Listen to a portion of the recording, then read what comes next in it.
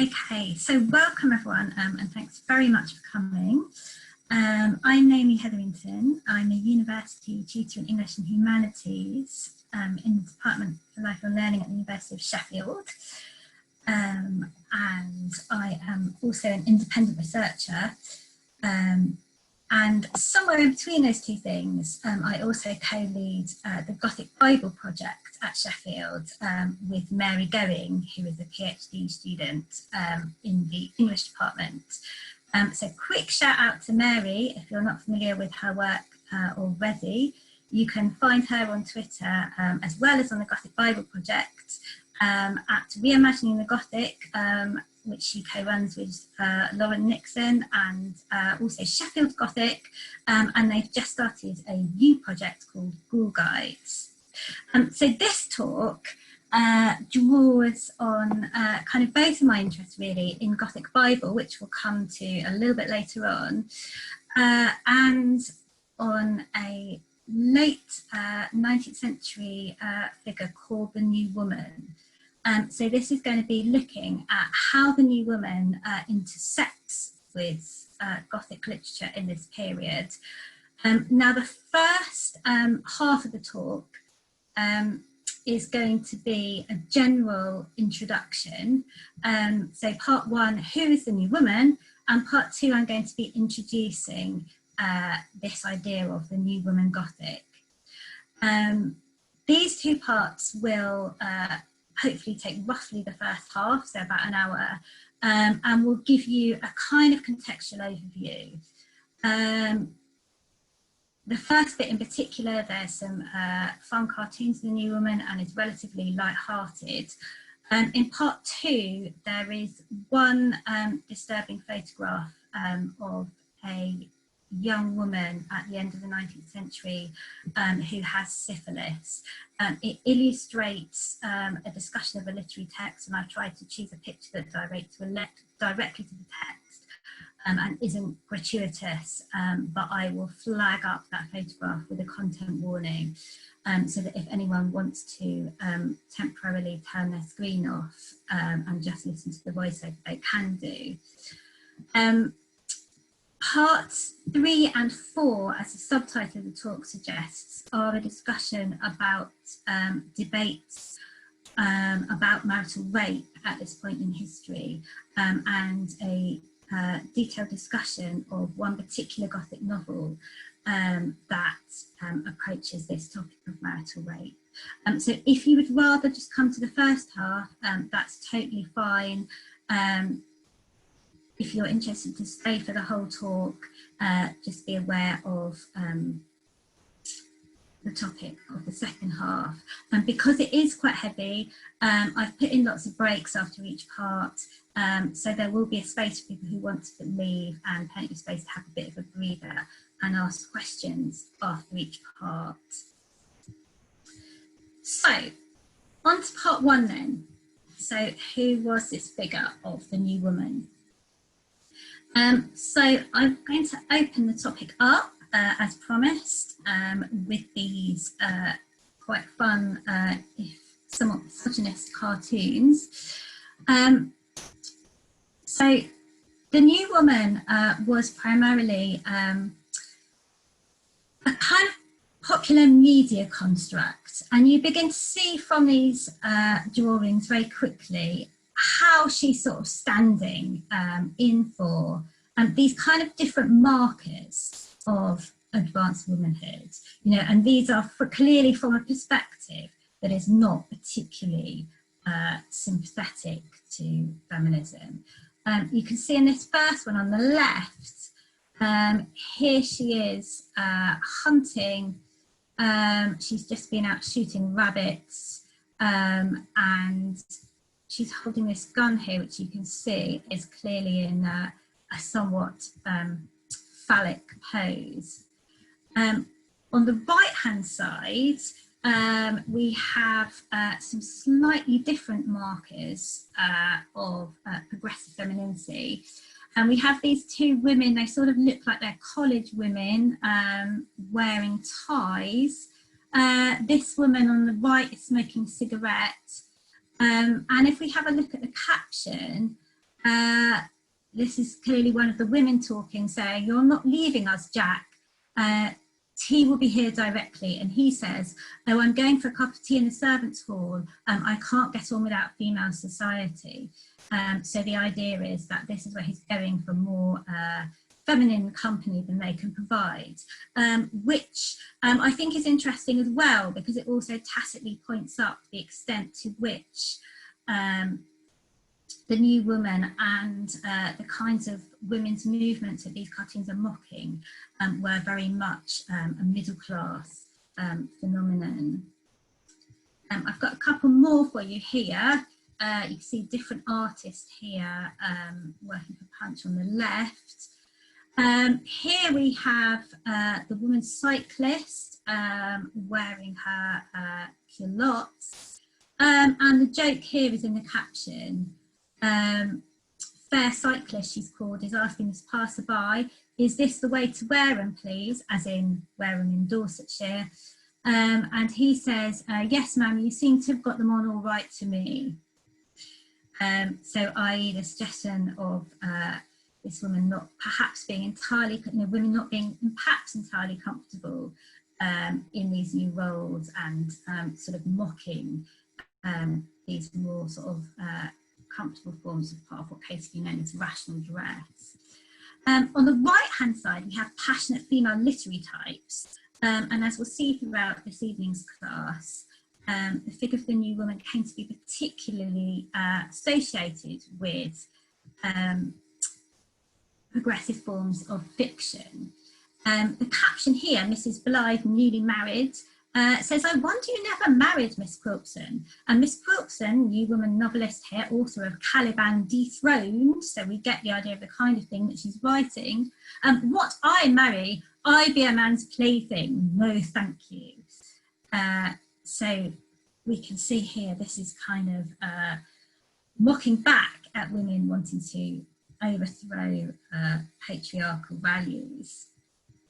I've got a couple more for you. These two, particularly illustrating the extent to which the New Woman is sort of believed to be threatening traditional gender roles. We can see on the left, we have particularly the very left-hand woman, these quite sort of butch figures, again, all wearing some sort of form of culottes, and she actually looks like she's smoking a cigar. Now on the right, we have the kind of opposite portrayal of the New Woman as sort of hyper-feminine and hyper-sexualized. Now this is actually a satire of a particular New Woman text, which we'll come on to in a moment, which is a collection of stories called Keynotes by a writer, George Egerton.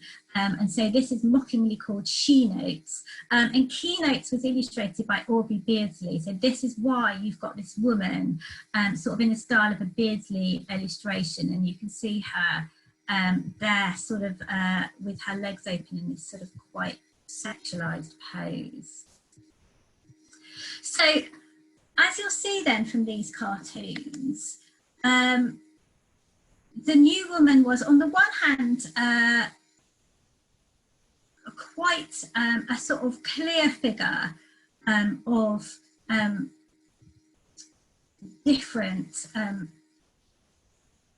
sort of forms of questioning of femininity, but on the other hand, the extent to which these all sort of contradict another, wanting one another as one would expect, in a sense, with the portrayal of any stereotype,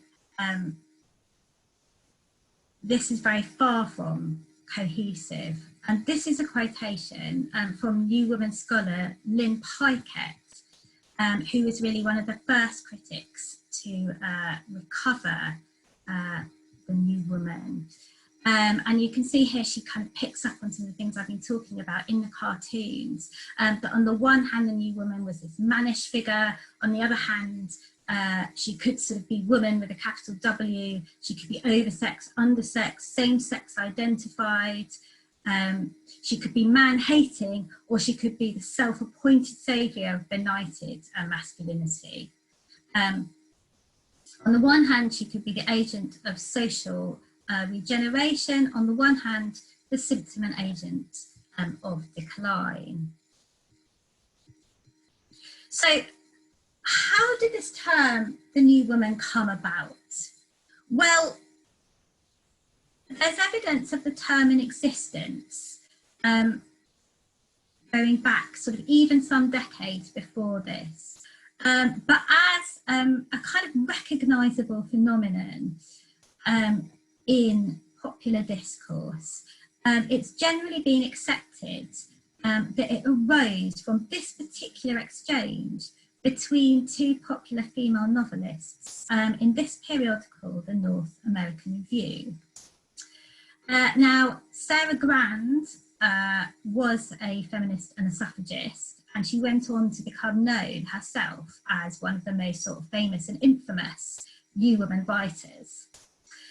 And she's talking here about, she's kind of mocking back the idea of the bawling brotherhood, who are these sort of misogynist voices in the popular press who are always shouting down women. And she labels, somewhat problematically, these kind of three different types of women, and complains that the bawling brotherhood are only familiar with either the cow woman, who is obviously meant to be some sort of docile domestic wife or mother, or the scum woman, a somewhat unpleasant term, who is clearly meant to be some sort of femme fatale or kind of sexual parasite across different kinds of social circles, who brings men to their ruin. And the bawling brotherhood, Grant says, have never thought of looking for the third type of woman, who is kind of elevated up there a little above him.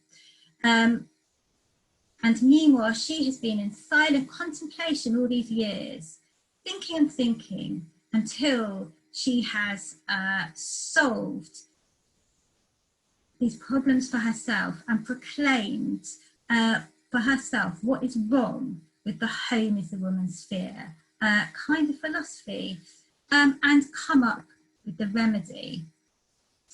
Now, as you'll see in this quotation, whilst Grand capitalises the bawling brotherhood, these terms that she comes up with are all in small letters. But in a response to Grand, in the next issue of the journal, the anti-feminist novelist Ouida then capitalises these terms, and the new woman as a kind of label then gets picked up, particularly by Punch, but across a whole range of publications, and really enters popular parlance. Now, in thinking about how the term works, it's quite interesting if we compare today sort of feminist attempts to reclaim words like bitch or slut. We can see this happening with the new woman as well. This is a little poem here from Shafts, of which you can see the front cover of the very first issue on the right. Again, with this somewhat phallic image of this woman with the bow and arrow, which is the bow and arrow of knowledge. And here you can see she says it's her enemies that have baptized her, but women are therefore now gladly reclaiming this name and making a glory of what was meant to be a shame. And the second quotation is from a new woman novelist and journalist who, again, we'll come on to again shortly in the second part of the talk, called Ella Hepworth Dixon, who says, I may as well state that I have no problem at all with being called a new woman. She's clearly sort of striking back at her critics here, or an advanced female, or even one of the shrieking sisterhood, which was another derogatory term that was bandied around the popular press as a sort of riposte to the bawling brotherhood. Now, as I said, the New Woman was particularly associated with fiction. And to give you an example of the kinds of novels we're talking about here, or text rather, I've got a couple of quotations here. The first one is from Olive Schreiner's The Story of an African Farm, which is generally taken to be the first New Woman novel. This is the heroine, Lyndall, speaking, who is acting almost as a mouthpiece for the author, expressing her own feminist views, saying, when love is no more bought or sold, when it's not a means of making bread, when each woman's life is filled with earnest, independent labour, then love will come to her. So this is the idea that an equal relationship, or at least a heterosexual relationship, cannot come about until women are given the opportunity for meaningful independent labour. And this is a very common feminist trope at the time, comparing middle-class marriage to prostitution as a way in which women are essentially kind of getting their livelihood. Now, the second quotation is from Keynotes that I mentioned earlier, George Edgerton's collection of short stories. And this is from the first short story, Crossline. And this is the heroine sort of imagining a sexual fantasy of herself kind of dancing before a crowd of men. And you can see on the right, there's the frontispiece of Keynotes with this amazing Beardsley art. So what did their contemporaries think of these novels then? Well, as you can see from these, this first quotation, the conservative press was not too impressed. We get as much from the title called Tommy Rotics, and this review is a bit contradictory in itself, because despite accusing these novelists of erotomania, he sort of then goes on to come up with the opposite stereotype of the New Woman as this sort of desexualised half man, saying that she's a victim of the universal passion for culture and learning.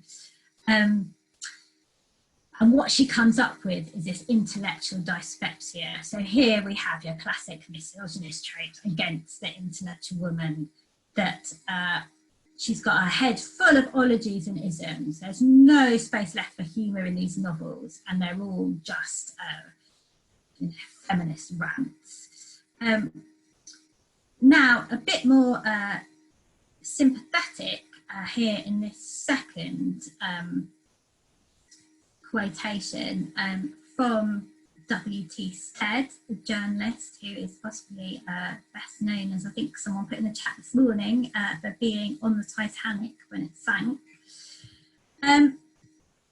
He defines these New Woman novels using his own term, the novel of the modern woman, as a novel that's not only written by a woman or about women, but that it's written by a woman about women from the standpoint of a woman.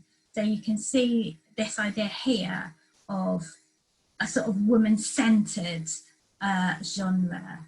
And very often they were about women's difficulties in marriage, raising awareness around sexual education, around women who were trying to fulfil their professional or personal artistic ambitions. but he's recognising here this kind of burst of interest in these topics that almost kind of forms some sort of genre in itself. Now, Stead's definition fits quite nicely with an idea of these novelists as being, in some sense, a sort of feminist foremothers. And this is very much how these novels were picked up and recovered by second wave feminism, having been sort of pretty much forgotten for much of the 20th century. And this is really between, starting in the late 70s, but predominantly feminist criticism from the sort of mid-90s to early 2000s.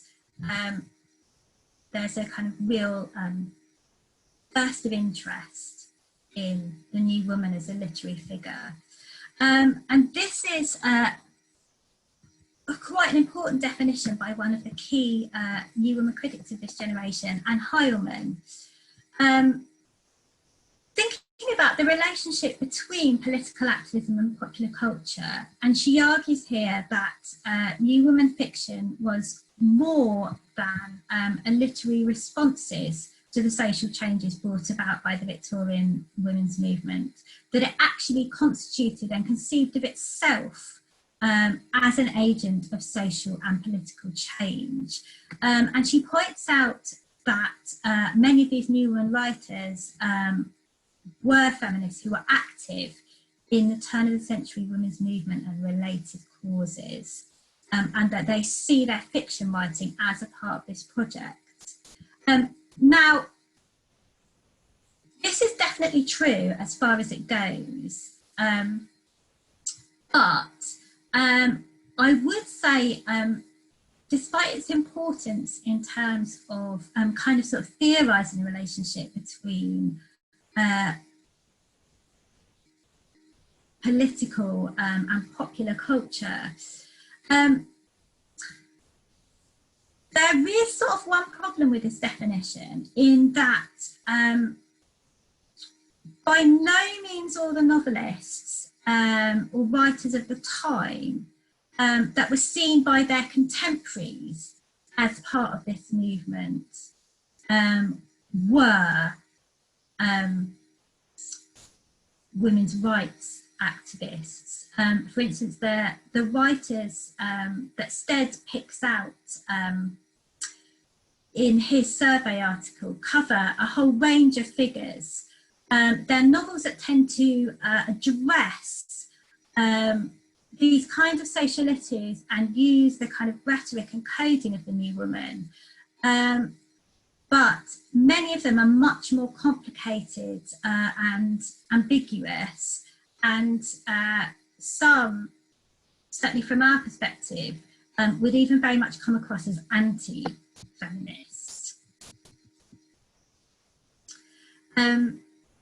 And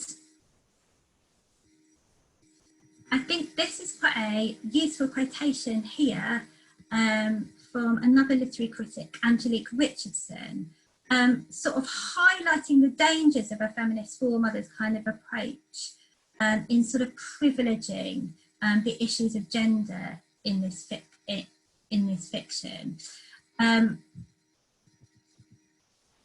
She talks here firstly about the multifaceted nature of the women grouped together under the New Woman umbrella. And secondly, the idea that a sort of focus on the feminist agenda or content of these novels has obscured the sort of relationship that first wave feminism has with other much more problematic discourses. And as you can see here, the topic of Richardson's own book is around eugenics.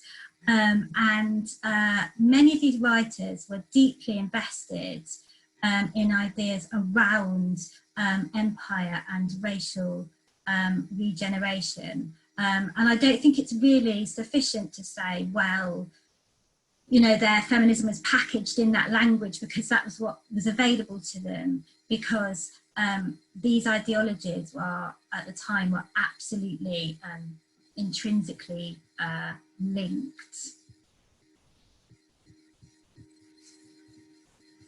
And the final thing to say on that one is a sense in terms of one of the things I'm very interested in terms of feminist recovery projects is this idea of you know, it's very easy for us to recover the figures and show the most interesting of figures that kind of meet our own agenda, and then in a sense look back at the cultural landscape of the time through that view. And to sort of privilege those novels that have our values in terms of independence over family, rejecting prescribed social and sexual roles, when actually, for instance, the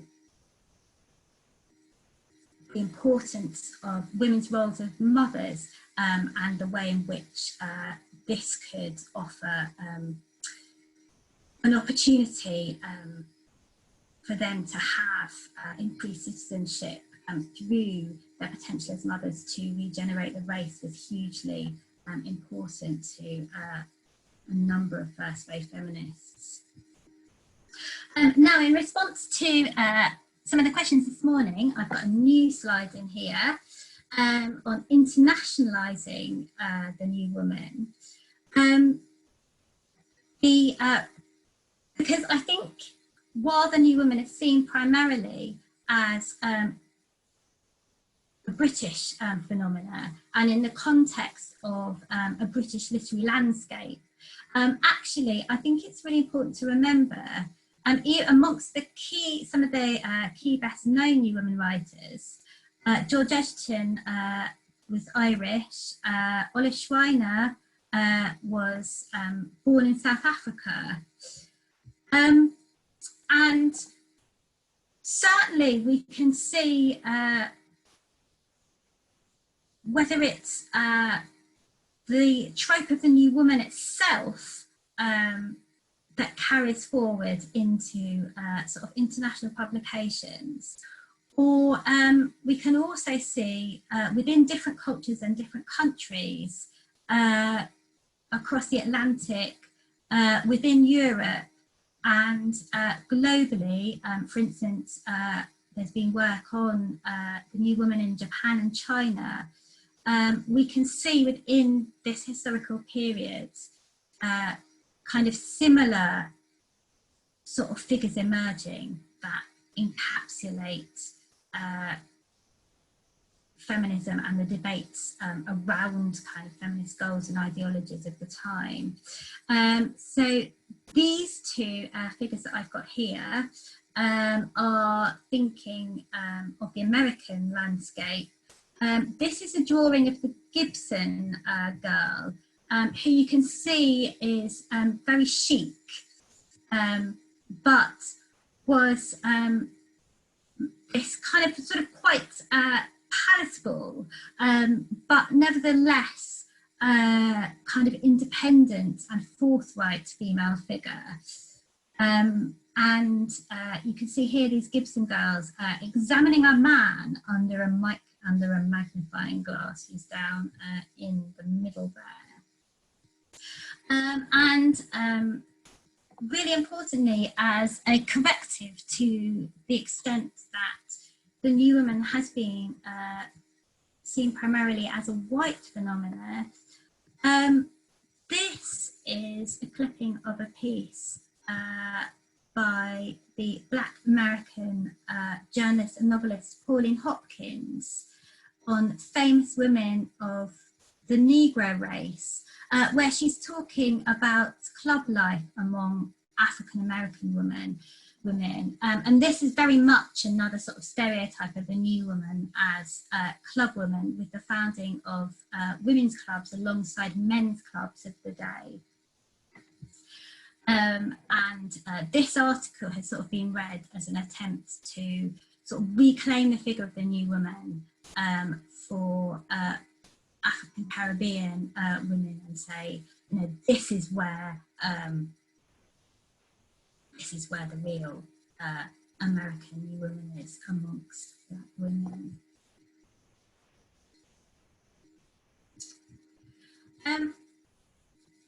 So finally then, in thinking how we define the new woman, as you've begun to see, she does begin to be a bit of an expanding category. And you'll see, for anyone who wants to kind of follow up some of the bibliography that I'm going to ask Sam to put up, the new woman becomes a shorthand in a way that can sometimes be sort of increasingly unclear what she's a shorthand for. In terms of different books on the new woman, they can name anything between about 5 to 7 figures to a list of 150 new woman novels. And I think this is a quite good quotation from Talia Schaffer, that whilst I think it's sort of wrong to narrow the definition of the new woman unnecessarily, I think it is important to avoid stretching it so far that it becomes meaningless, you know, because actually, if we're just referring to new women to be interested in women, or sort of any woman figure of the period, or anyone writing about women, and of course, new women writers, or those writing about new women, did include men as well, then it sort of loses any real content. And Schaffer's own definition, which I think is quite a good one, the way she distinguishes his writers is that they're writers who are writing with a sort of consciously political agenda, or are sort of explicitly engaging in political debates in their writing. So I'm going to stop there for part 1. If anyone has any quick questions before we move on to think about how the Gothic interconnects with all of this. Thank you. We got an. Oh, I was going to say, I don't think we had a question in the comments so far, but somebody did bring up the aspect of class, and whether the new woman is exclusively sort of a middle class phenomenon. Yes, that came up this morning as well. Yes, she is primarily. In the sense that a lot of the aspirations of the Victorian women's movement are essentially middle class aspirations in terms of professional roles, education for women. So I think her sort of representation in the media as well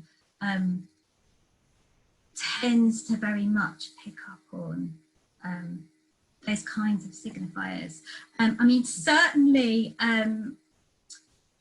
some new woman novelists, Schreiner was very much a socialist as well as a feminist. And she went on after African Farm to write a number of allegories, which are a bit more explicit in showing a unity between women and address issues of both class and race as well. But yeah, certainly with some of the goals of, with many of the goals of first wave feminism, we are talking here primarily about middle class goals. Thank you. I don't know if anybody else has a question just after this section. Feel free to ask if you do.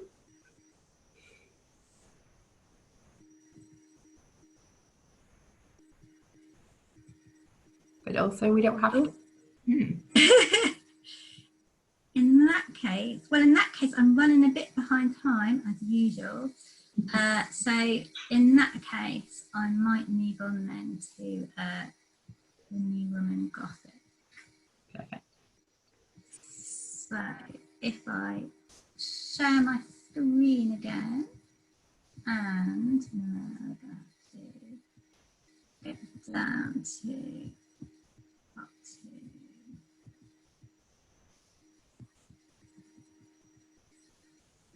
Okay, so now I wanted to begin here because I'm sure that for most of you, this is where you're familiar with the new woman in Gothic texts.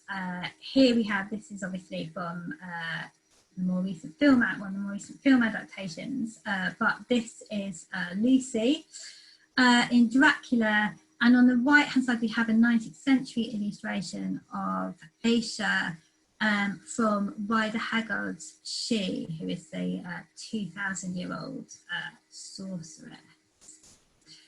But this is not the only way of thinking about the connection between the new woman and the Gothic. But what hasn't been thought so much until recently is the idea that new women were not only configured as a Gothic menace, which we could see, if you like, as another sort of aspect of kind of satirising women's desires and ambitions alongside those punch cartoons. But we can see new women novels as presenting women as the victims of Gothic threats. And this is what this recent book by Patricia Murphy on the new woman Gothic is interested in doing. Now, as she says here quite rightly, we encounter the Gothic in these texts mainly as sort of narrative threads rather than a kind of all encompassing phenomenon. The novel that we're going on to look at in part 4, The Wing of Azrael, is sort of very much a Gothic novel, but you certainly wouldn't categorise most of these texts in this way, which I think is why, in a sense, these Gothic elements have tended to be overlooked. But I think what is really interesting about Murphy's work is the way it offers sort of new readings, both of these texts and the Gothic, by sort of looking at what the Gothic can do here, and what are almost sort of, they almost become like kind of heightened moments in the narrative.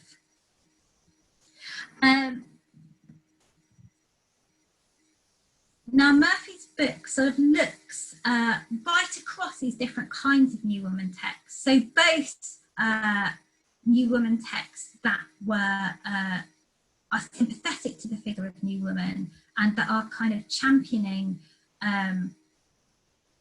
women's aspirations and feminist ambitions, and texts that we might think of as anti-feminist, and those that are much more kind of complicated and contradictory somewhere in between, and tracing these Gothic tropes across these different texts. She argues there is enough here to constitute this phenomenon of the new woman Gothic. Now, this certainly isn't the only way to think about the new Gothic, the new woman Gothic. And I wanted to put this slide in, as I know you've been looking. Murphy's book does concentrate primarily on fiction, and I know you've been looking at some women's weird stories and some ghost stories by women of this period in the book group. But what Murphy's book does essentially is position the new Woman Gothic in relation to the female Gothic. Now, as those of you who came to Sam's lecture earlier in the lockdown will know, the female Gothic is quite a problematic idea now. And certainly in the reviews of Murphy's book, this is sort of tended to be seen as one of the weaker aspects of her argument. For those of you not familiar with the female Gothic, it's primarily constructed as thinking about female authored Gothic novels, first and foremost those by Anne Radcliffe, but other novels of the Romantic period.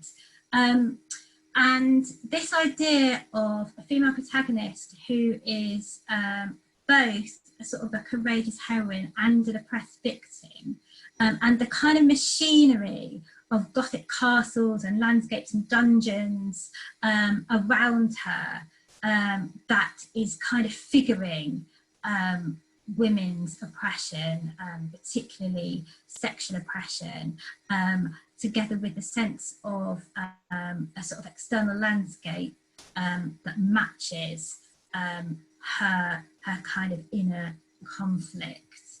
And Murphy therefore sees, if you like, a kind of movement almost from female Gothic to a sort of more overtly feminist Gothic at the end of the century.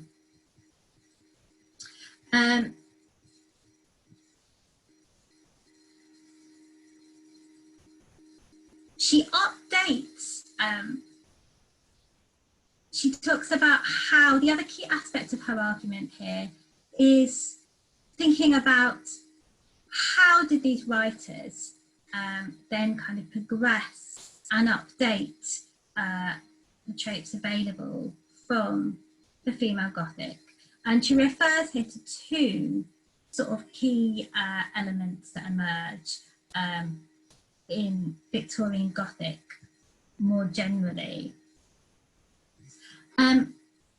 One is the move from the country to the city, in particular Gothic London. And you can see on the right an illustration, one of Dore's fantastic engravings illustrating his London pilgrimage of these sort of dark labyrinthine streets. This particular one is in Shadwell. And this image of a labyrinth is crucial to Murphy's argument. And she argues particularly by the end of the 19th century, it's come very much to stand for this idea of a kind of sexualised public space. And perhaps we see it better than anywhere else in this article by W.T. Stead, which is part of a series exposing child prostitution. And he comes up with this figure of the labyrinth from the ancient Greek legend of the Minotaur, and arguing that just as in ancient Greece, say 7 young men and 7 young women were given up every year to satiate the Minotaur until Theseus volunteered to be one of the young men and slew him. So we have these young girls sort of offered up to the Victorian underworld. And here, of course, he's reckoning himself as a bit of a Theseus figure who's going to come in and change, tackle this social evil. Now, the key second thing here is degeneration theory. Degeneration, if you're not familiar with it, is the idea that evolution can work backwards. As you can see in this first quotation from a scientist at the time, E. Ray Lancaster, the sense that we might have this tacit assumption of a universal progress, that evolution is working to make things better and better, but it was a scientific discourse at the time that then really sort of entered popular consciousness, was this idea that actually, things could go backwards as easily as they go forwards. And this is quite a nice quotation from Kelly Hurley's book, The Gothic Body, that Murphy also refers to. This idea of degeneration here has all the makings of a Gothic narrative. This idea of reversing progress to a point of sort of abhumanness and cultural disarray.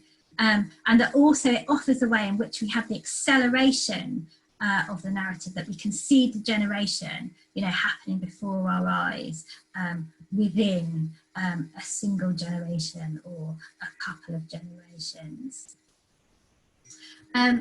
Now, in thinking then about how these different Gothic tropes come together and are reinvented in new woman fiction, Murphy comes up with 4 key conventions that she argues these novels rework. And I think this is perhaps the most interesting part of the book.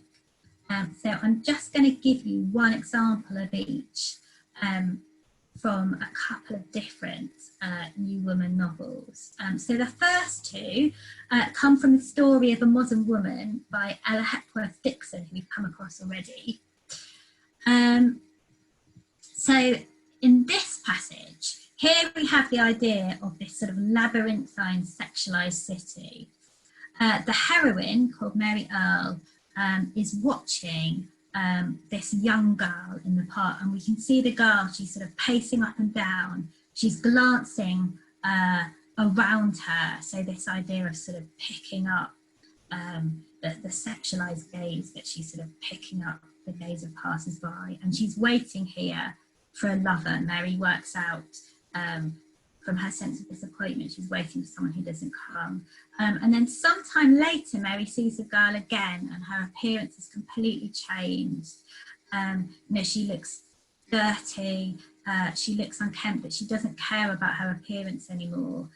And Mary thinks to herself, the woman in her is dead, that here she's become a victim of the labyrinth. And the second quotation, illustrating this idea of life burial in the city. This is from Mary herself. And Mary, like the author, was an aspiring artist. And she eventually comes to study for a while in this art school in Portland Road. But rather than being this sort of utopian fulfilment of women's ambition, we see this very Gothic description of the art school that is swallowed in this dingy yellow fog. We have these sort of dingy green curtains, these sort of dubious olive-coloured walls. It's down the bottom of this mysterious street. And I think this is perhaps one of the most interesting bits of the book to me, and that I'd sort of never read this novel as a Gothic text, but thinking this sort of image of the city as almost mausoleum-like kind of occurs. Once you read it this way, throughout the novel, and Murphy argues that then the city becomes a space that, rather than being one of fulfillment and opportunity for the single woman, this idea of sort of Virginia Woolf's room of one's own and the woman with the latchkey, that actually it becomes a space where women's ambitions become buried alive, and playing on this Gothic idea of live burial. Now, the second two examples come from this book, A Superfluous Woman, by Emma Frances Brooke, who was a feminist and a member of the Fabian Society, which is a society with socialist leanings. This novel tells a story of a society woman called Jessamine Halloway, who really, at the beginning of her story, is essentially wasting away with boredom. So her doctor, who's becomes a friend of hers, tells her she sort of needs to go off and do something useful. So she goes off to the Scottish Highlands, and while she is there, she, doing various projects, she meets this local man called Colin, whom she falls in love with. This is described as a relationship of passion until Colin proposes marriage to her. And then you can see sort of Colin as a young man trying to do the honourable thing, saying, I mean fair by you, lassie. And I'm sorry, I cannot do the Scottish accent there, so I'm not even going to try. But to Jessamine, this idea of marriage is absolutely abhorrent. The fact that it becomes about this sort of binding legal contract, that suddenly all the best gifts he had to offer her seem to be like fetters and a dungeon, and passion now becomes something that's sort of chaining together this pair of human souls. So we have here the idea of entrapment that in earlier Gothic texts is figured through the sort of literal castle or dungeon. Here now becomes a metaphor for marriage itself.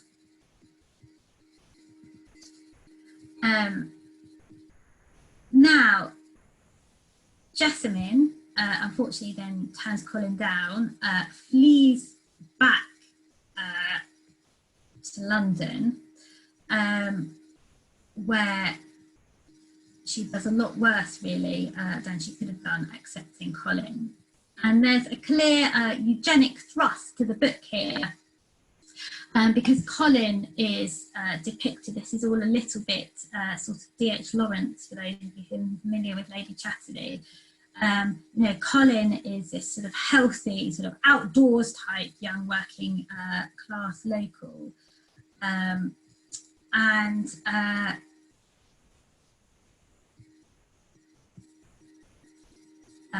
Jessamine instead goes back and marries under persuasion from the society that she's in, instead accepts marriage to a degenerate aristocrat, Lord Heriot. And Lord Heriot is quite clearly suffering from syphilis. And so quickly flipping on to the next slide, that's the slide that I wanted to contact on, with the picture of the young girl with syphilis. If you want to blank your screen for a moment.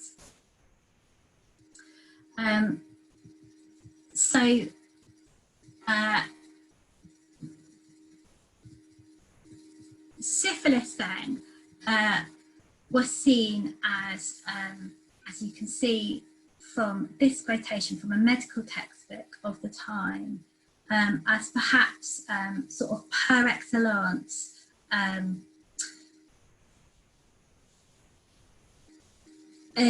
sort of exemplifying scientific ideas around degeneration.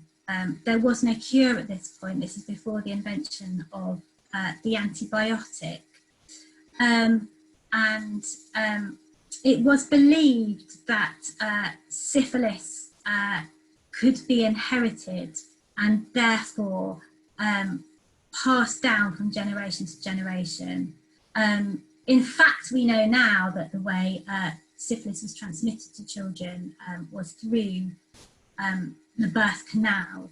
But this appeared here to sort of, it almost becomes a Gothic narrative where it symbolises, in a sense, the sins of the fathers, you know, the kind of moral degeneration as well as the physical degeneration being sort of passed down the generations.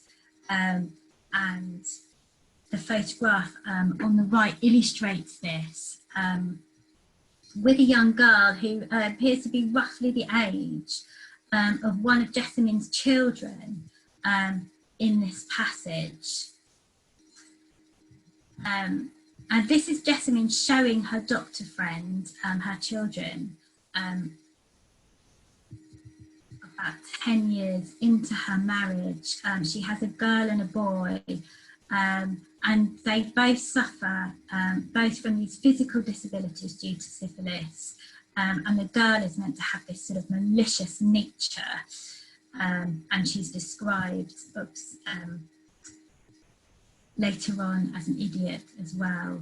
And you can see here very clearly the Gothic framing of these narratives and these frail, tiny forms on whom sort of lays the heritage of their fathers. You know, not just their birth father, but the kind of whole Heriot line. And I think, again, I think Murphy has quite an interesting take on this, in the idea of the sort of physical Gothic ruins now almost becoming internalised within the body, either of the wife herself or as here in her children. So that brings me to the end of part 2. So I'm going to stop sharing my screen for a moment. If any questions have come up in this part at all. Yeah, there were a couple of questions. I'll just scroll up and get them for you. So one of them was, could you give a definition between female and feminist Gothic? Okay, I think, to be honest, Sam, you are much better placed than me to give a definition of female Gothic. I don't know if you want to come in here, to be honest. I mean, I can leap in. I think for me, I mean, all of you will know if you come to my classes more generally, I don't find the term female Gothic very helpful, because what it tends to do is lump together texts which have very different ideological positions. There's no kind of concrete sense of, it's not representing a movement that was happening at the time. It's a retrospective view applied slightly randomly at times in terms of what defines female Gothic. You either have the very rigorous kind of plot-based definitions which don't cover most of what women were writing, or you look at it only being written by women, but that ignores the massive overlap of types like the Radcliffean Gothic with writings by other male authors, or you are focusing on the depiction of women, but then that ignores work by people like Mary Shelley, who predominantly featured male characters or male protagonists in their novels. So for me, I think I prefer not to use the female Gothic. I think if you are using the traditional understanding of the female Gothic, it generally refers to something coming out of that 18th century Gothic, of course, which is that focus on the woman as an oppressed figure within the Gothic narrative. And I think that feminist Gothic more refers to the ideological underpinnings of the Gothic. And again, I'm not sure to what extent it's a particularly helpful term, particularly if you're thinking about the 18th century. Obviously, something like Mary Wollstonecraft's Maria or The Wrongs of Woman is an example very clearly of a Gothic work which is both female potentially and feminist, or overtly sort of has a gender related to gender equality. But yeah, I think for me, that's how I understand or engage with the idea of a feminist Gothic. And a lot of the text that you might define as female Gothic might be conservative or ideologically progressive. I think that both the feminist and the female Gothic often focus on women and their relationship to society, sometimes in quite conservative ways, but often in ways which highlight the plight of women and their unfortunate position in terms of their legal position, which I know, Naomi, you're going to talk about a bit more as well. So that's my super quick answer. Over to you. Fantastic. Yeah, I certainly agree with you on the difficulties of female Gothic, and this has been said sort of in a number of reviews of Murphy's project. I think Murphy's close reading of these different novels, I think are quite rich. But she's quite careful in the book. On the one hand, she sort of slightly picks up on female Gothic as a kind of given, and then sees a new woman. She does sort of acknowledge more overtly feminist texts earlier as well, and she talks about Wollstonecraft Maria, for example. But then she sort of sees a new Woman Gothic as the next stage of the project, as something that's sort of more overtly political, more overtly polemical. So the book seems, on the one hand, to be making this move from sort of female Gothic to feminist Gothic. On the other hand, she sort of wants to resist anything that's quite that simplistic, by having a sort of very broad account of the new Woman Gothic, so that she wants to include, not just those novels that we can read as overtly feminist, but novels that are much more sort of problematic, or that we might see as avowedly anti-feminist. And she also includes novels by both men and women writers. The other thing she does is, because there's not that many new woman novels that we would say this is a Gothic novel, is she's so broad in the novels that she includes that some of the examples that she gives, I was sort of like, is this actually Gothic? Is this, does this just sort of happen to be, kind of talking about death or something? Certainly her reading of A Story of a Modern Woman and the idea of this city as a place of buried ambition, I found really interesting. But there's some of her examples that I thought really kind of stray quite far from what we'd see as kind of obviously Gothic. And I think sort of reading the reviews, I think this is probably a sort of, I'm not alone in this assessment of the book. But nevertheless, I think, some of the moves that she makes are sort of very interesting in sort of providing new lenses to see these texts.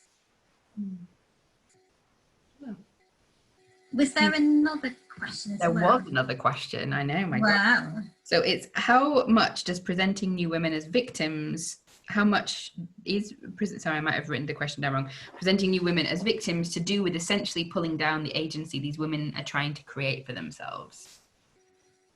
So, do I need to read it again because I interrupted myself halfway through? How much does presenting new women as victims have to do with essentially pulling down the agency these women are trying to create for themselves? Yeah, that is really interesting actually, because that's kind of Murphy's wording of sort of new woman as menace versus new woman as kind of victim. And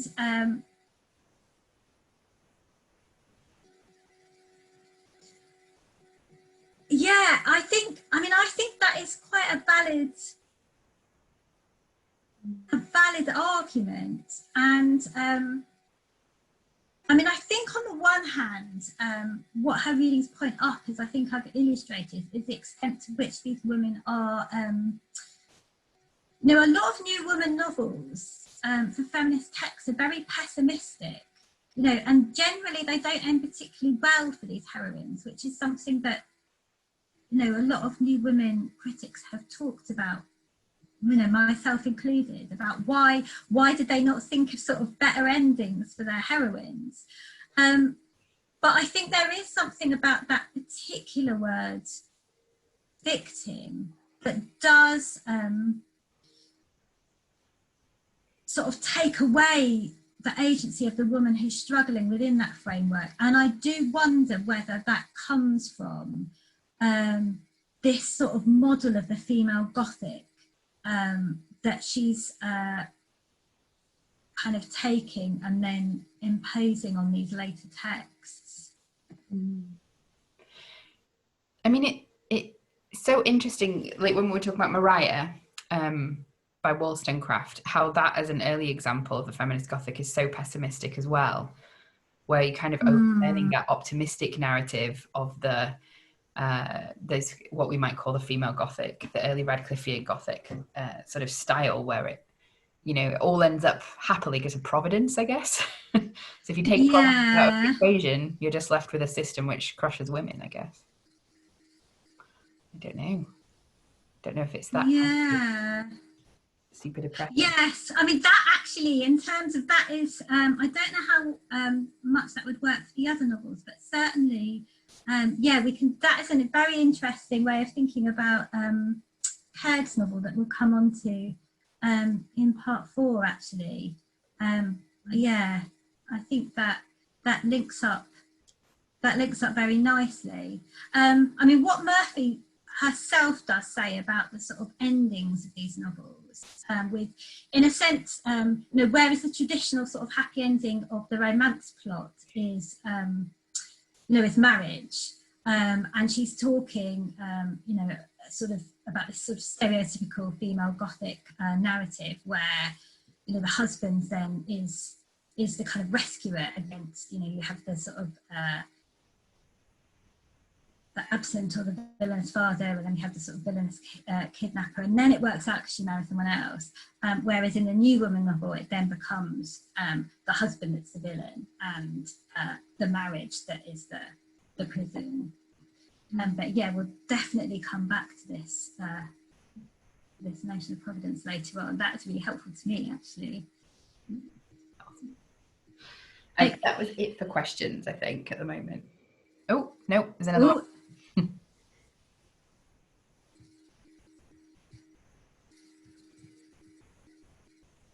Is there a reading there that these pessimistic endings can be seen as an effective strategy to evoke an emotive response to the tragedy?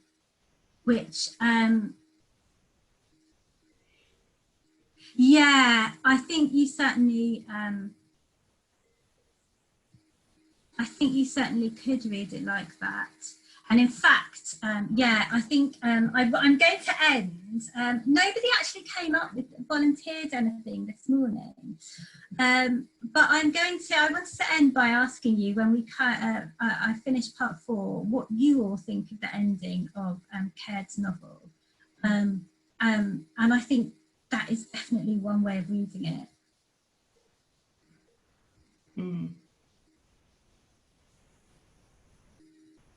Yeah, I agree. Okay, I'm going to, I'm a little conscious of time, so in that case, I haven't got anything else directly a question coming through at the moment, have we? So I will move on to part 3. So if there's anyone who would rather not stay for the second bit, feel free to leave while I'm setting this up.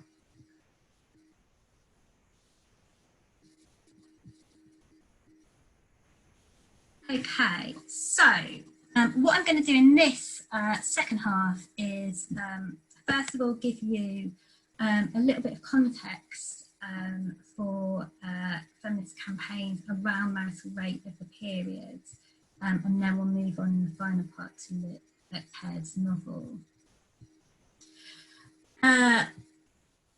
So before I launch in, does anyone know or want to hazard a guess in the chat about when marital rape was actually recognised by law in the UK? Now, of course, I can't actually see that anything is coming through, can I? I always ask when my students, when I teach this, and I get a really interesting range of answers, right through from the end of the 19th century, almost till sort of whenever the date of the class is. Generally, people pick about 60s or 70s, 1960s or 70s, which isn't correct, but I think is really interesting and does sort of make sense in thinking about the goals of second wave feminism. As some of you may know, it was actually 1992 as the result of a challenge of a legal case called R versus R the previous year, which actually went to the House of Lords, and the ruling then became, of this particular case then became enshrined in law that no one could seriously believe that just because a couple was married, that it constituted, it didn't constitute rape for a husband to have intercourse with his wife without her consent. Which I think is perhaps sort of even more shocking, thinking about the campaigns that I'm going to talk about, because these women, I think, really thought that they could bring about this change in law during their lifetime, and it wasn't until 100 years later. But now, this idea of the marital rape exemption clause comes from this judgment by, he was a 17th century, I think he was a barrister, or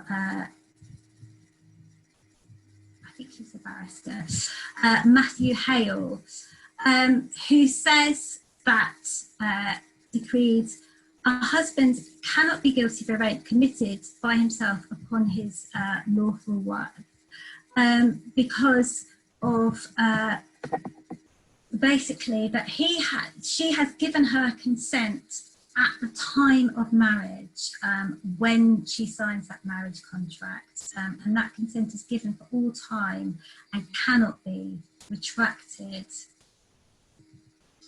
And this is linked to the idea of what is called coverture, which is laid out in Blackstone's Commentaries on the Laws of England, which is this idea that husband and wife are one person in law, so that when a woman marries, she has no legal entity of her own. And Blackstone's commentary uses this wonderfully patronising idea of the woman being placed under the wing of her husband for his protection and cover.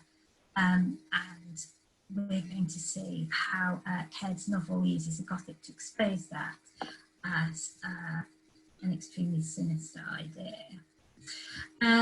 First of all, though, to put Care in a bit of context, so this is the liberal philosopher John Mill, who you may have heard of his book, The Subjection of Women, which was a key treatise in the 19th century on the position of the lack of rights of women and the position particularly of married women within the law. Now, he uses these two analogies. The first one, at least, as I'm sure is very apparent to us now in the light of Black Lives Matter and a recent work to reclaim Black histories, is extremely problematic, comparing married women, and as we've seen, predominantly middle-class women, to the position of enslaved women, and saying that actually, you know, these women are even worse than enslaved women because they cannot say no to their husbands. Quite how he thinks an enslaved woman has a position to protect herself from abuse better, I'm not entirely clear. But this metaphor of marriage as slavery is extremely common in 19th century feminist discourse.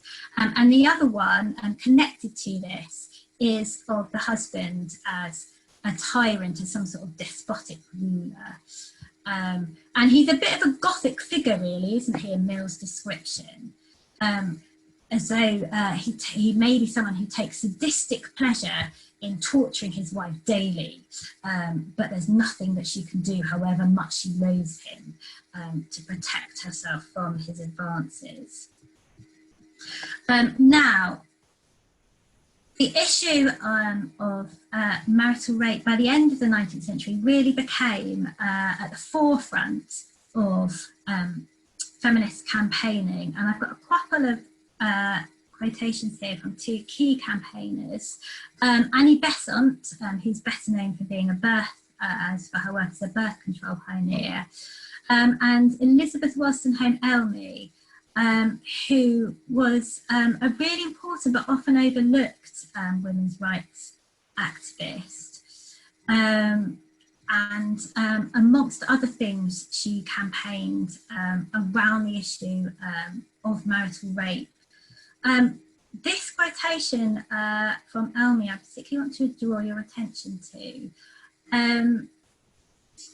The part in italics where she's saying that a woman has no right or power to refuse consent, she is actually quoting a contemporary legal judgment there. That's why that part is emphasised.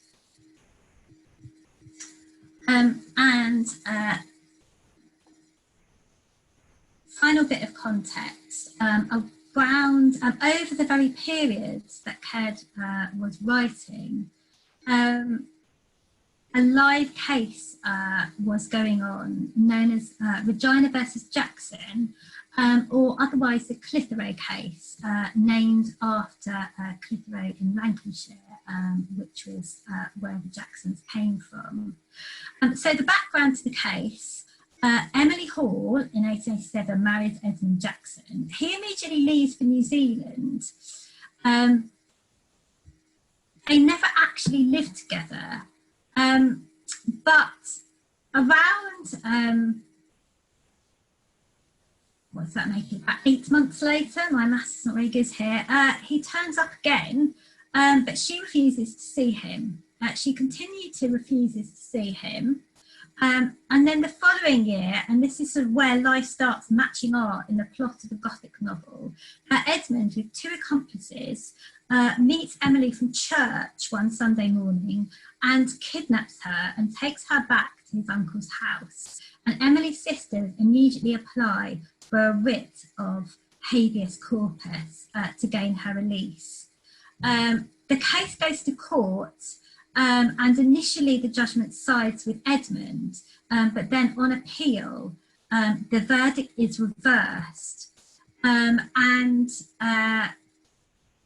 certainly a number of feminists, including Elmi, who spoke about this publicly, thought at the time that this would be the case that changed the law, because effectively that judgment overturned Hale's decree, except despite this single case, this change in law failed to come about.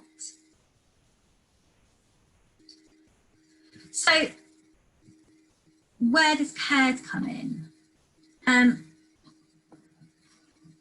Caird, alongside Besant and Elmi, was another feminist campaigner on these issues.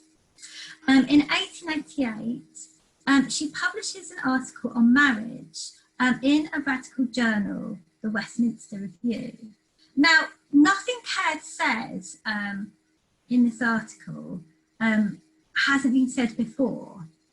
But this article gains a considerable amount of attention, partly because it has quite an accessible and humorous style.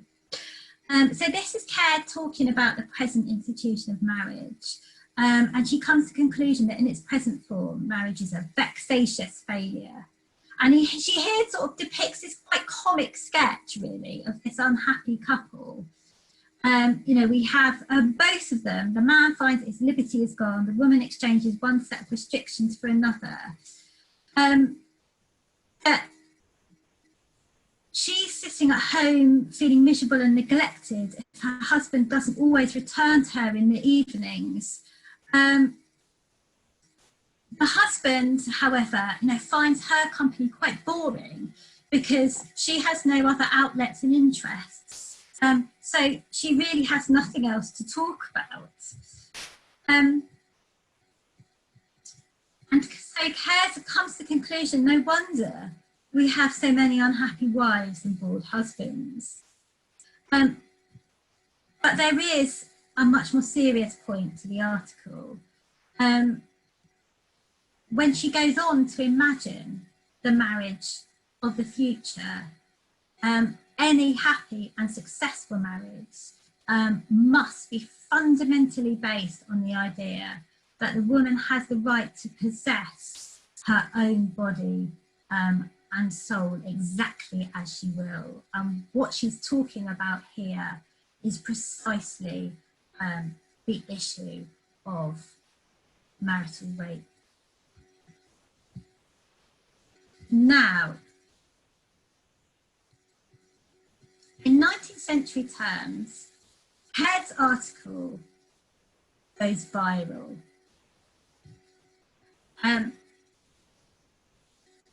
Largely because, as well as its accessible style, it's published in the silly season in August. And really, for want of anything else to produce a copy on, the Daily Telegraph does a very short piece on the article. They're not sympathetic to Caird, it's not even particularly well done, but it opens up a huge debate in their pages about whether or not marriage is a failure. And in the space of 6 weeks, 27,000 people write into this newspaper. And these letters are really fascinating because they're from people from all walks of life, offering all sorts of different perspectives. And in thinking back to the earlier question on class, this is quite interesting actually, because this is where quite a lot of working class voices come into this debate about marriage, which in the pages of journals like the Westminster, had largely been very much a kind of middle class debate. And there's working class men and women talking about their own lives. Some of the most interesting letters, really, I think, are actually servants talking about the households that they live in. But what's really striking about these letters is that none of the ones that are published mention marital rape. Caird's friends and contemporaries were very suspicious that actually the paper was censoring this topic out as too much of a hot potato.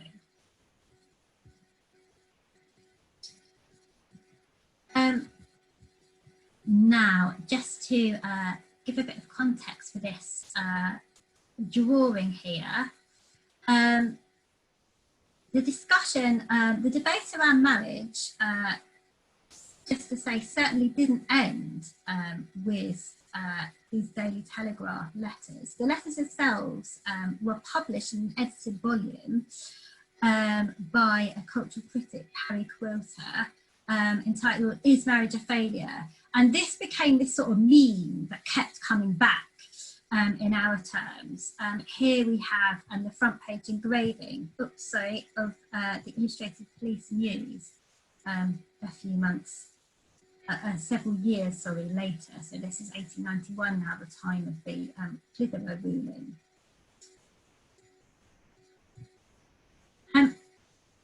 Caird's own next contribution, she did continue to write a number of journal articles on marriage or related topics.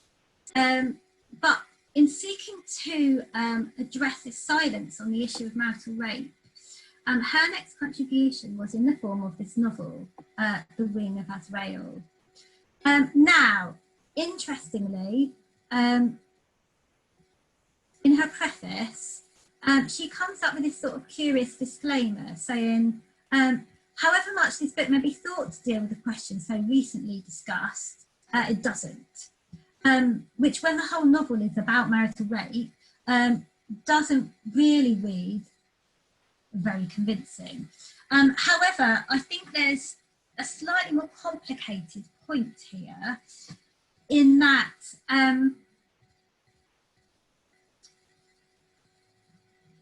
what she's arguing here, if you read the final sentence of the quotation, is she says the object of the book is not to contest or argue, but to represent.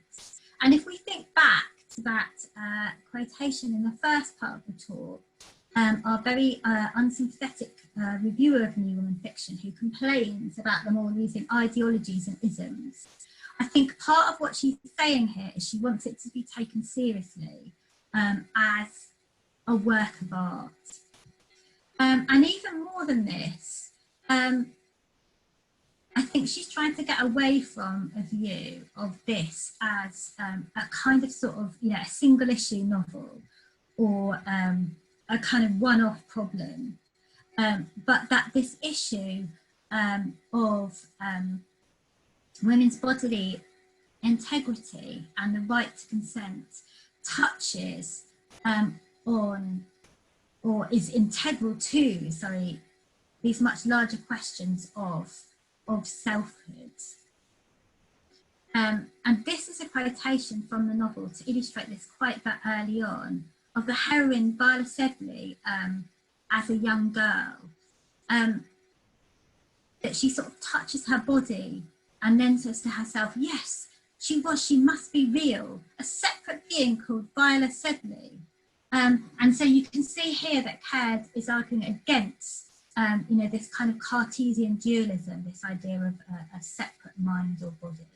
This is a philosophy, and she's putting forward an alternate philosophy of not, I have a body, but I am a body.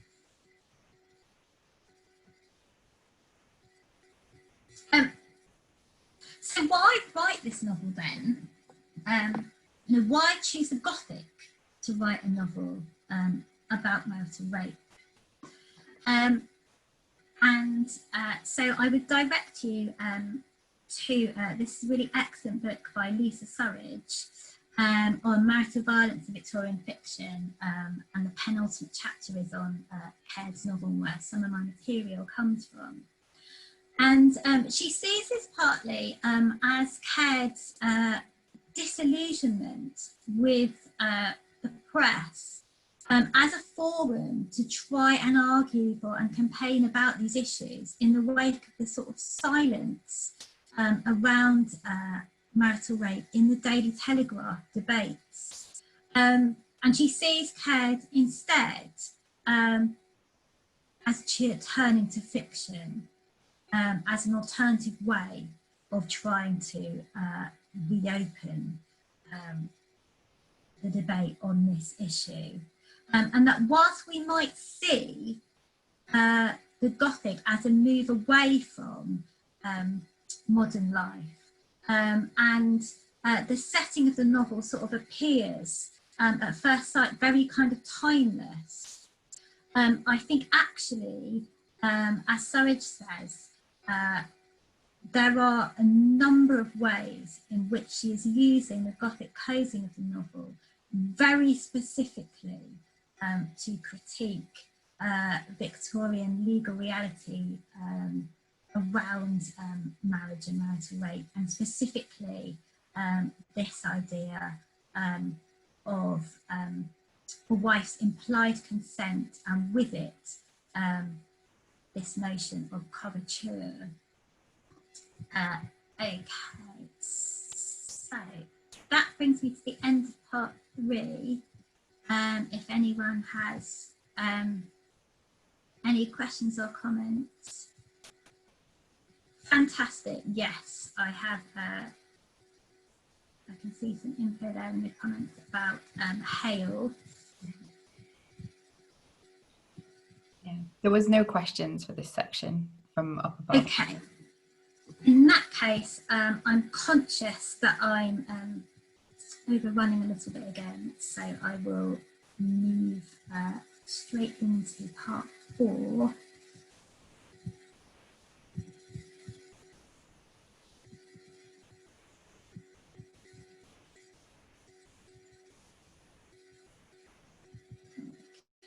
It's gone back a bit for some reason.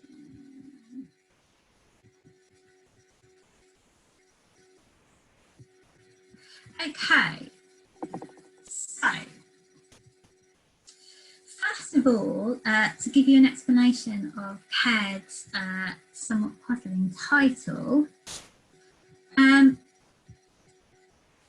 is this figure of Azrael?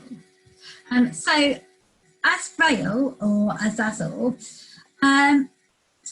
is this curious figure that occurs in the Hebrew Bible in Leviticus, and it's this passage here about the scapegoat, the idea of making a sacrifice to God, and then also a sin offering of a goat that will be kind of driven out into the wilderness. And in some translations, interestingly, including the Revised Standard Version, that was actually a very recent translation at the point when Caird was writing, they keep this, this sort of Hebrew name, Azazel. If it's not familiar to you, it may well be because many other English translations just sort of don't quite know what to do with this Hebrew word and just translate it as scapegoat.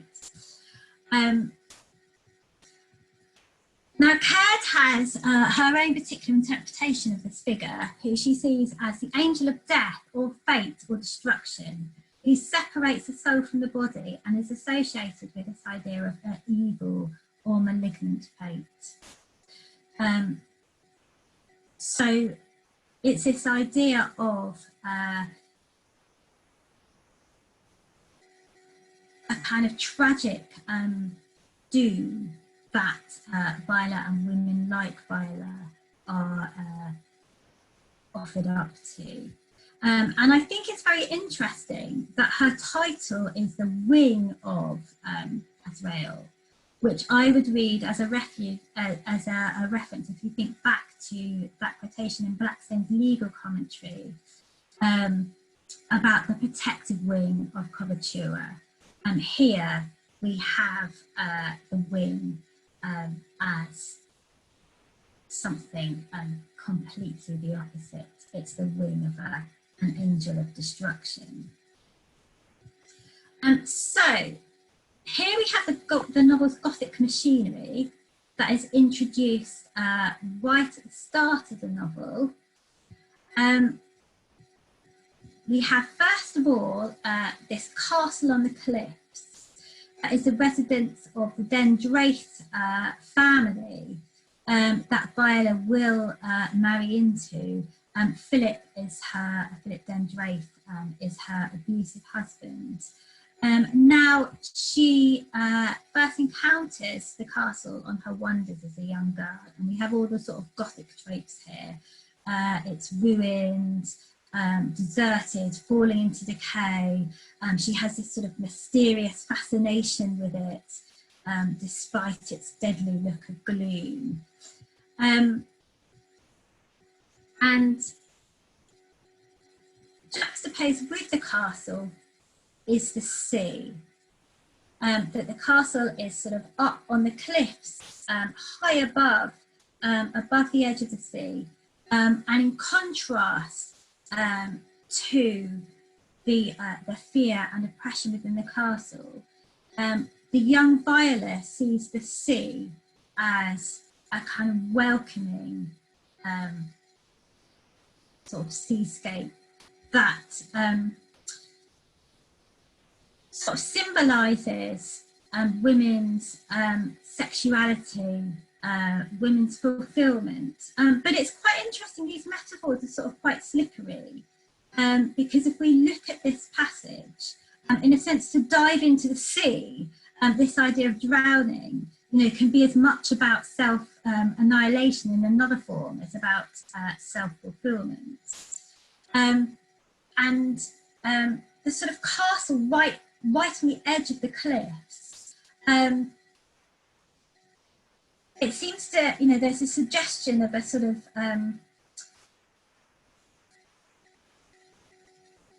a kind of freedom just beyond it. That, is it really possible? And Surridge has suggested in this is this idea, on the one hand, of this sort of idea of a different self, but on the other hand, it's like, well, could you, how could you construct selfhood differently outside of the society that contains it? And the Dendraith family are living in kind of one wing of this castle that have been restored.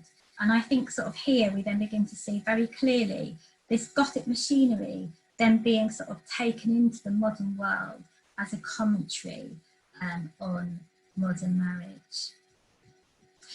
Now, Viola and Philip get to know each other as children, and there are kind of plenty of warnings here in this sort of escalation of sexual violence. There's a series of 4 different incidents that become progressively more violent each time. So in the first episode, as a small child, Philip asks Viola what colour her eyes are, and she screws up her face and doesn't want to show him, and is really terrified. The second time, Philip's father, who is one of those kind of bossy older people who kind of exerts his will over a small child, asks her for a kiss, and they're on a journey. And again, Viola's so terrified that she nearly throws herself out of the carriage. And all the adults in the novel think this is a really hysterical reaction. But it's quite clear that as a reader, you're meant to sympathise with Viola. Now, the third encounter, Philip kisses Viola despite her resistance, and she bursts into tears. And then the fourth episode, when the novel really sort of ups the antes, Philip tortures Viola's dog. Now, you'll be pleased to hear that Viola manages to go into the castle and get her dog back. But then in this scene here, Philip adopts this kind of very toxic behaviour, where he then kind of does this forgiveness routine and wants to give her this kiss, which is meant to encapsulate this sort of very disturbing set of emotions of sort of punishment and betrothal. And Viola struggles so violently, and that she flings herself on him. He loses his balance and falls out of the window. Although he's injured, he does survive and make a full recovery. And this scene, as we'll see in a moment, then prefigures a similar scene that happens after they're married. And I think there's two things going on here. From one point of view, there's this sort of cyclical structure or sort of spiral structure whereby we kind of see this violence as something that's almost inevitable, that's kind of within the very structures of the society they're living in, from which Viola will never be able to escape. On the other hand, we can juxtapose these earlier incidents with the violence that happens within her marriage. Because of course the irony is that as a young girl, Viola still retains her right of consent over her own body. But of course, once she's Philip's wife, she loses that. Hang on, I'm going to take these slides in another order. So here, this is the marriage scene between Viola and Philip, which I think is perhaps one of the most striking pieces of Gothic writing within the novel. And Caird is using the metaphor of the light coming through the stained glass window of the church in a host of different colours. But the red pieces are reflected onto Viola's bosom. And we can see here again this sort of double metaphor that it might have stood for some sort of master passion in her heart, or perhaps a death wound. And of course, for many of the congregation in the church might read it the first way, but we as the reader know to read it the second way. And I think this is where we can see this metaphor of marriage as a death or a live burial. And I think it's much more here than the idea Murphy puts forward of live burial as a sort of frustrated ambition. I think what we've got here is actually, this is a commentary precisely on this idea of coverture, that actually, this is a kind of legal death that results in a sort of moral and psychological death of the self. And then immediately after this, we have the line of the marriage service: those whom God has joined together, let no man put asunder, bringing together these kind of legal and religious readings of man and wife as one flesh. And I think this setting in the church service is actually really significant because Caird herself was a free thinker, which free thought in the 19th century sort of encompassed atheists, agnostics, and those who not necessarily didn't believe in God at all, but were critical of the established church and the structures of Christianity. And in her article on marriage, Caird here is specifically dates the idea of modern marriage back to the Reformation and the age of Luther.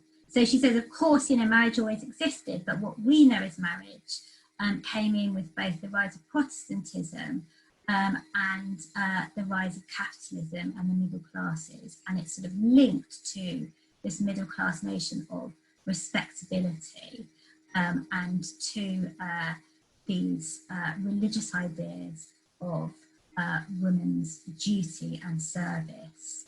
And these ideas echo this sort of term respectability with a capital R is used again and again in the novel. And really disturbing, we see Viola, whose education and opportunities in life have been quite limited, sort of clinging on after her marriage to this sort of idea of religious duty, as though, you know, despite how desperately unhappy she is, that somehow it's sort of good that she's fulfilling this. And we've got this quite Gothic image here, I think, of a religion as a sort of mummy holding up this withered finger of exhortation.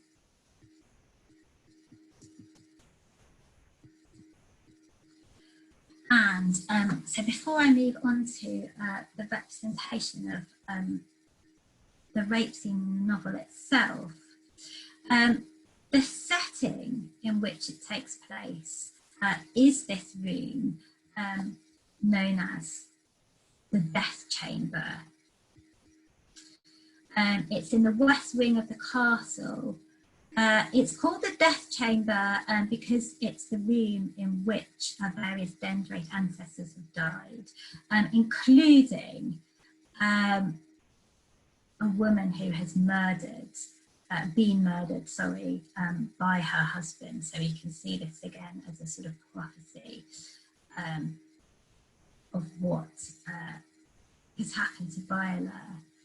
But Viola sort of looks at this room, interestingly, as a kind of sanctuary. It's where she sort of goes to hide from Philip.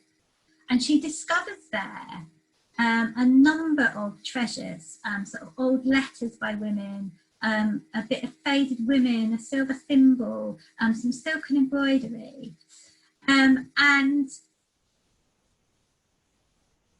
Lisa Surridge makes a point in her book that I think is really interesting, in terms of how this room almost stands for a sort of women's domestic culture.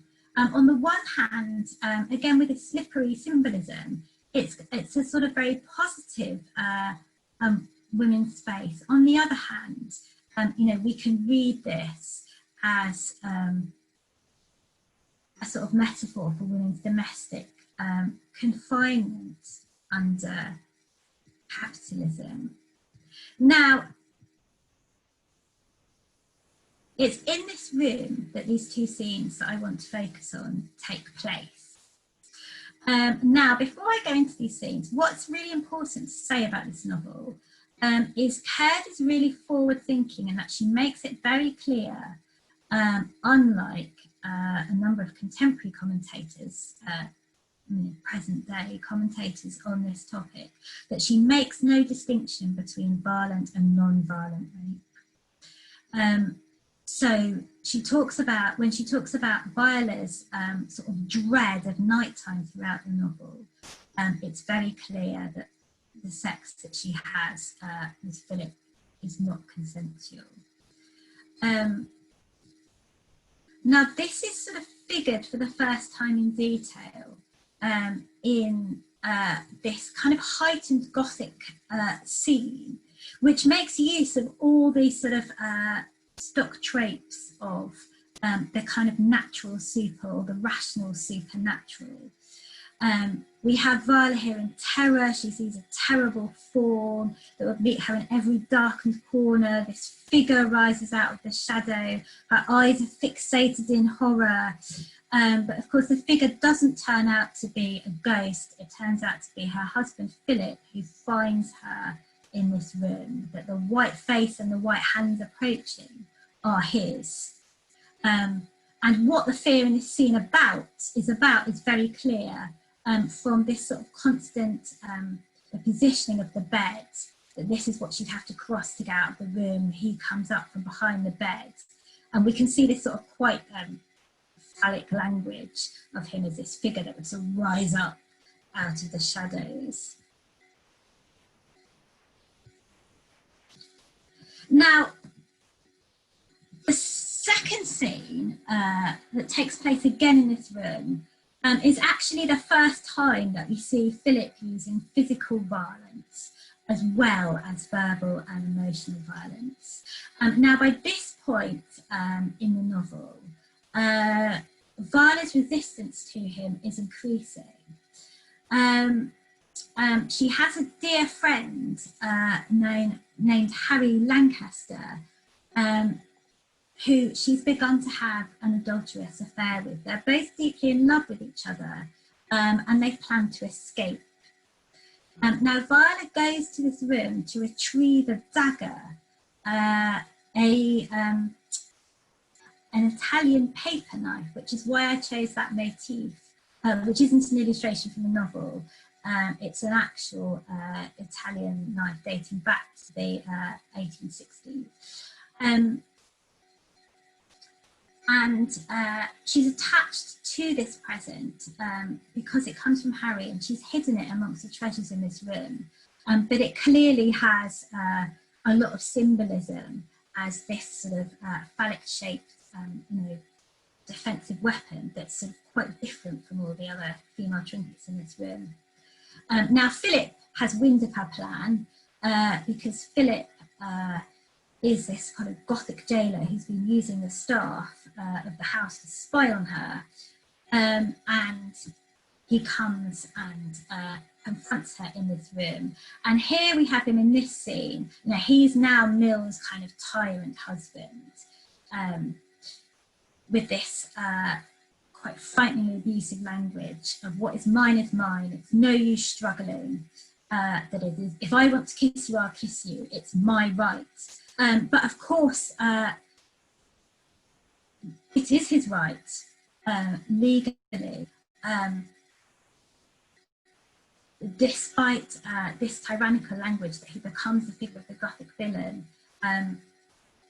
He is perfectly in his right here, adopting the legal language of the time. Now, this is where this scene kind of replays the scene from Viola's childhood with this horrible kiss that is both this sort of supposed mixture of chastisement and some kind of extremely warped affection. He calls it this tender punishment. And he grabs Viola and he tries to snatch the knife off her. And this struggling ensues. And in a moment, hardly aware of what she's doing, Viola stabs him and he falls at her feet, mortally wounded. And then this is the novel then ends with Viola runs away escaping. There's a search party out looking for her. Harry stands by her. The boat is ready. He pleads for her to escape with him, but she won't. She now positions herself as a figure who's beyond redemption because she's committed this violent act. And the novel ends with bringing back this biblical quotation about the lot of Azazel, who of course the scapegoat is now Viola herself, is the figure of the scapegoat. And the novel ends with her going over the brow of the hill on her own as this sort of solitary figure that then walks off into the darkness. And in these final words, with the darkness over the sea, pitch black, veilless, impenetrable darkness, is the implication that she drowns herself, which on the one hand, is an image of utter annihilation, but on the other hand, there's been this positive resonance in the novel of the sea as this space of selfhood and fulfillment for women. there's an awful lot going on here, I think, because although the novel's written in the third person, up till now, it's very much been focalised by Viola. We always have her perspective on the violence that's happening. And then suddenly it switches. As though through this attempted act of violence against her, and then the act of violence she has committed has caused such a disintegration of the self that we kind of no longer have access to that self. Because suddenly now the narrator's asking what feelings were in her heart. Did she realise that everyone's against her? You know, we don't know. And then there's the question of this kind of very strident religious language. And coming back to Anne-Marie's comment in the question of, is this meant to evoke a kind of effective response? And my feeling is that it is, because given Caird herself was a free thinker, she was a pacifist. She didn't believe that violence should be met with violence, but it feels difficult to believe. You know, I don't think it's meant to be read that she thinks that Viola is you know, beyond redemption or out of reach of salvation, because this is a kind of Christian framework that she doesn't subscribe to.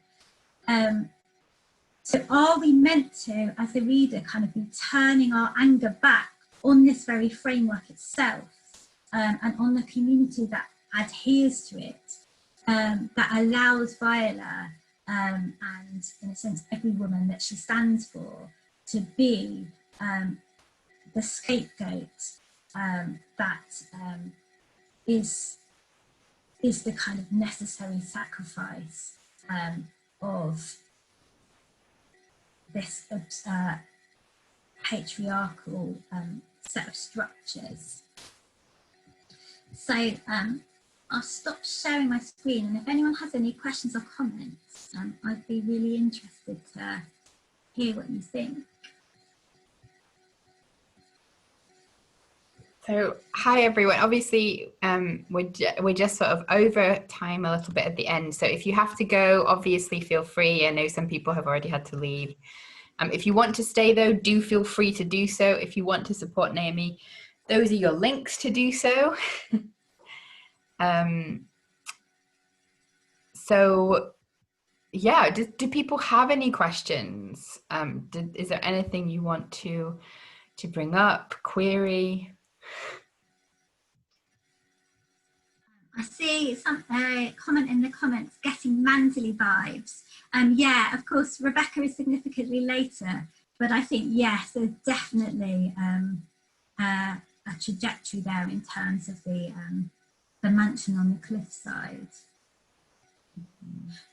I have to admit, I'm not a du Maurier scholar, so whether du Maurier knew this particular novel, I really don't know. It would certainly be interesting if she did, but I think definitely you can see the reworking of a trope. I mean, I think you have that as well, you know, the clifftop castle or manor in a lot of the early Gothic as well, you know. Maybe some of the lesser known, but a lot of it's in the mountains, but there is quite a lot of seaside stuff as well, with the crumbling cliffs overhanging the sea, you know. It's just very dramatic and Gothic, isn't it, I guess, as well. It is a sort of fantastic Gothic landscape. Yeah, I'm conscious that as I progress the project, I need to, because I've sort of actually come into this project through the New Woman rather than the Gothic, and I'm conscious. Yeah, I want to explore this this particular idea of the cliff line further.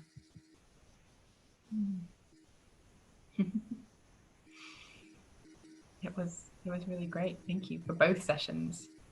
I loved what you added as well. It was cool to add some stuff in. Yeah, it's kind of fun funny how it always works out a bit different each time. The stuff on the International New Woman was a sort of conscious effort. So yeah, I felt obviously that was a dimension that I hadn't really flagged up. But yes, partly just to sort of, I was sort of talking and time checking about how different bits kind of come out more in both versions. Yeah.